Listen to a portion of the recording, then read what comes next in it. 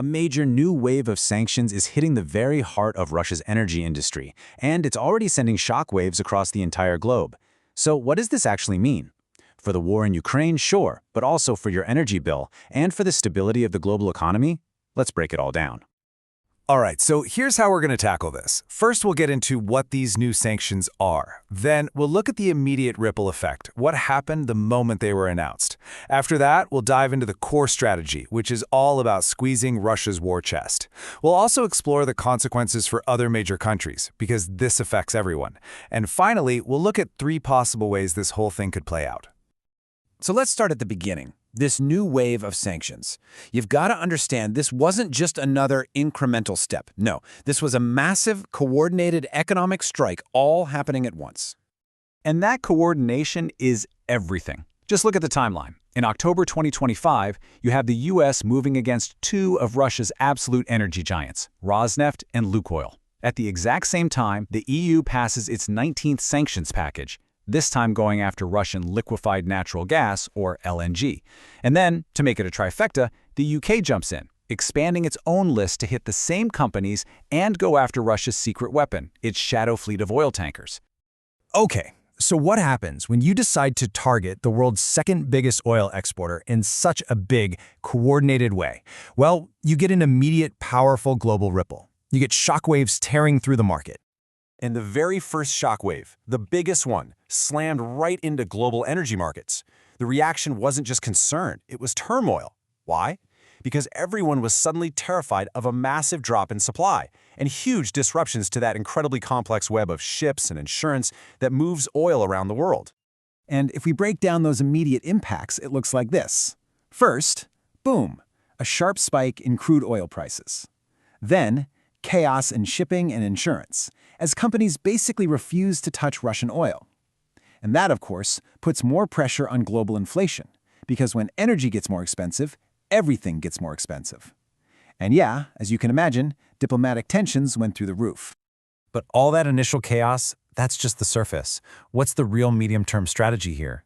It is all about one thing: squeezing Russia's war chest. This is the endgame, to systematically choke off the money that's funding Russia's military. Now, to do that, you have to go after this thing called the shadow fleet. It's exactly what it sounds like. To get around previous sanctions, Russia basically built this ghost fleet of old, unmarked oil tankers. They have shady ownership, questionable insurance, and they operate completely off the books. A huge goal of these new sanctions is to make it almost impossible for this fleet to do business, cutting off Russia's main economic escape hatch. So the plan is to tighten the economic screws on Russia from a few different angles. First, hit their state budget by cutting oil and gas revenue. That puts a ton of pressure on their currency, the ruble, and starts to drain their foreign reserves. It also forces them to sell what they can sell at a massive discount, which just kills their profit margins. And finally, it cuts them off from the Western tech and financing they need to even keep their energy industry running. But here's the thing. This is never just a story about the West versus Russia. The consequences of a move this big are always global. So let's look at those widening circles of impact and see how other key players are getting pulled into this. And what's really interesting is that even within the Western alliance, everyone is feeling the pain differently.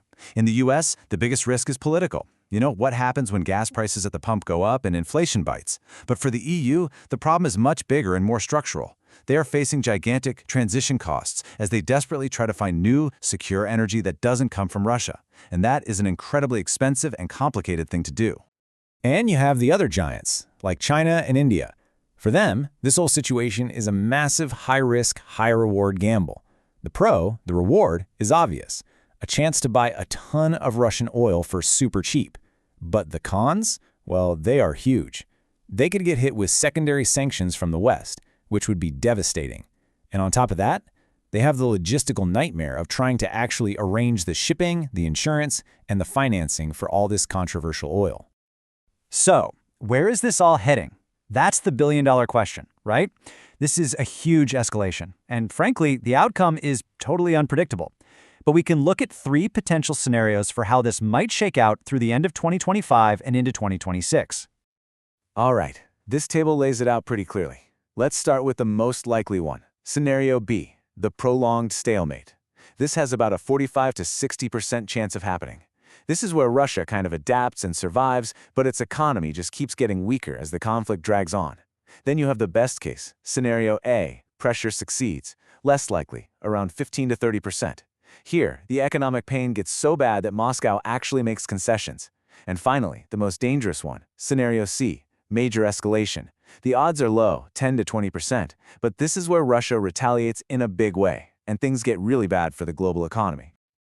So if you want to know which of those paths we're heading down, these are the 4 things you absolutely have to watch. First, what do China and India do? Their buying decisions will basically decide how much cash Russia has.